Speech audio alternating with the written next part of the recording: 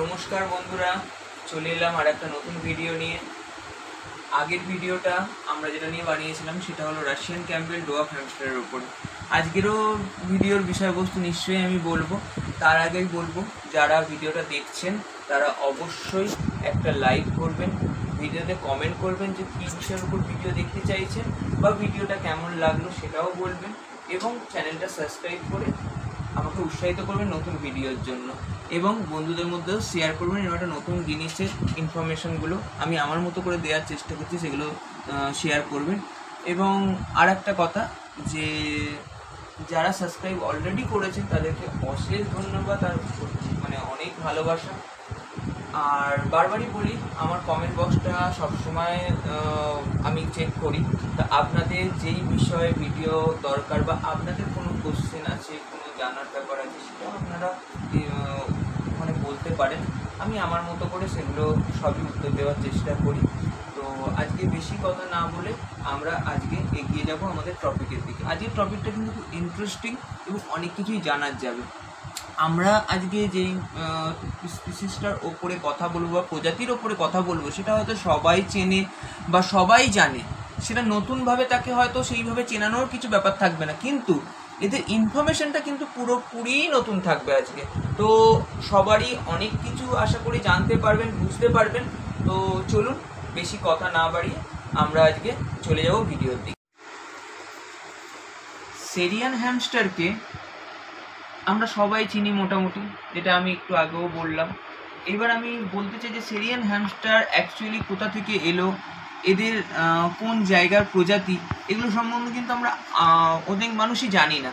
তো আজকে অনেক মানুষেরই ইনকোয়ারি থাকে জানার। আমরা যেটা পুষছি, আমি বারবারই বলি, যেটা পুষছি সেটা সম্বন্ধে সম্পূর্ণ ইনফরমেশন রাখা আমাদের দরকারের মধ্যে পড়ে। তো ধীরে ধীরে আমি সমস্ত টপিকের ওপরেই ভিডিও করব। প্রথমে এদের মানে কোথা থেকে উৎপত্তি স্থল বা কীভাবে উৎপত্তি হলো সেগুলো নিয়ে প্রথম টপিকটা করছি। আগের ভিডিওটা আমি ডোয়ার্ফের ওপর করেছি, যারা সেই ভিডিওটা দেখেননি তারা সেই ভিডিওটা গিয়ে দেখতে পারেন। তো এবারে আমি সেরিয়ানের ওপর করব। তো আজকে আমি সেরিয়ান হ্যামস্টারের ব্যাপারে পুরো ডিটেলসটা যতটা আমার মতো করে দেওয়ার চেষ্টা করব। তো প্রথমে আমি বলে দিই, এই সেরিয়ান হ্যামস্টারকে গোল্ডেন হ্যামস্টার বা টেডি বিয়ার হ্যামস্টার বলা হয়। কেন বলুন তো গোল্ডেন হ্যামস্টার বা টেডি বিয়ার হ্যামস্টার বলা হয়? এদের কাইন্ড অফ দেখবেন, এদেরকে দেখতে অনেকটা টেডি বিয়ারের মতো, খুবই কিউট লাগে। তো সেই জন্য এদেরকে গোল্ডেন হ্যামস্টার বা টেডি বিয়ার হ্যামস্টার বলে। হ্যামস্টার হলো তাহলে হ্যামস্টারের উপপরিবার ক্রিকেটেনিয়ার অন্তর্গত।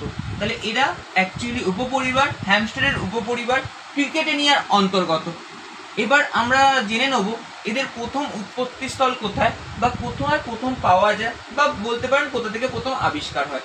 প্রাকৃতিক এবং ভৌগোলিকভাবে সেরিয়ান হ্যামস্টার উত্তর সিরিয়া এবং দক্ষিণ টার্কির শুষ্ক অঞ্চলে পাওয়া যায়। তাহলে এদের উৎপত্তিস্থল হলো উত্তর সিরিয়া এবং দক্ষিণ টার্কি শুষ্ক অঞ্চলে, মানে শুকনো জায়গায়। আরেকটা কথা যেটা আমরা সবাই জানি, সেরিয়ান হ্যামস্টার কিন্তু ডোয়ার্ফ হ্যামস্টারের থেকে অনেকটাই বড় হয়। এটা আমরা সবাই জানি, এটা নতুন করে কিছু বলার নেই। কিন্তু একটা সেরিয়ান হ্যামস্টার একটা ডোয়ার্ফ হ্যামস্টারের থেকে প্রায় 5 গুণ বড় হতে পারে।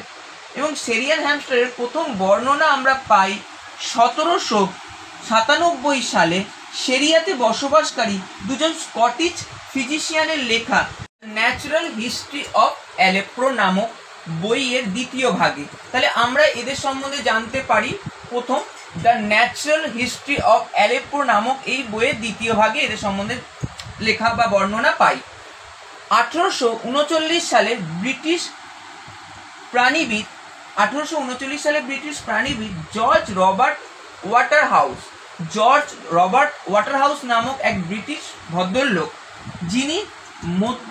যার মাধ্যমে সেরিয়ান হ্যামস্টারকে স্বতন্ত্র প্রজাতি হিসাবে চিনতে পারা যায়। তাহলে আমরা স্বতন্ত্র প্রজাতি হিসাবে বা এই প্রজাতিটাকে আমরা ভালো মতো চিনতে পারি, আমরা যদি একদম সহজ ভাষায় বলি, যে ভালোভাবে চিনতে পারি জর্জ রবার্ট ওয়াটারহাউস নামে এই ভদ্রলোকের, ব্রিটিশ ভদ্রলোকেরই হাত ধরে, এবং তার নামকরণ করে। এবং উনি ক্রিকেটাস অরাটাস বা গোল্ডেন হ্যামস্টার। গোল্ডেন হ্যামস্টার মানে নর্মাল যে হ্যামস্টারগুলোকে আমরা চিনি বা আমি দেখালামও কিছুক্ষণ আগে, সেই গোল্ডেন হ্যামস্টারই প্রথম নামকরণ করা হয়।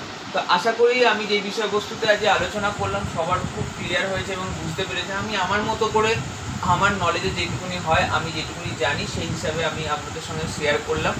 কেমন লাগছে ভিডিওটা বা কোনো ইনফরমেশন যদি সত্যি পেয়ে থাকেন তাহলে অবশ্যই একটা লাইক দেবেন এবং কমেন্টে বলবেন এবং বন্ধুদের সঙ্গে শেয়ার করে দেবেন, যাতে এই ব্যাপারগুলো, অজানা ব্যাপারগুলো মানুষ যাতে জানতে পারে। এবং যদি কোন ব্যাপারের ওপরে নেক্সট ভিডিও চাইছেন, বারবারই বলি, সেগুলো অবশ্যই বলবেন এবং ভুল ত্রুটি হলে অবশ্যই ক্ষমা প্রার্থী, তার জন্য আগে থেকেই ক্ষমা প্রার্থনা করে নিচ্ছি। এবং ভিডিওতে যদি আরও কিছু অ্যাড করতে চান, যে কী কী বিষয়ের ওপর দেখলে আপনাদের সুবিধা হয়, সেগুলোও বলবেন। এবং যারা সাবস্ক্রাইব করেননি, দয়া করে সাবস্ক্রাইব করুন, তাতে আমার মোটিভেশনটা আরও বাড়বে এবং আমি আরও ভিডিও নতুন নতুন করতে উৎসাহিত হব। তো ধন্যবাদ, আজকের মতো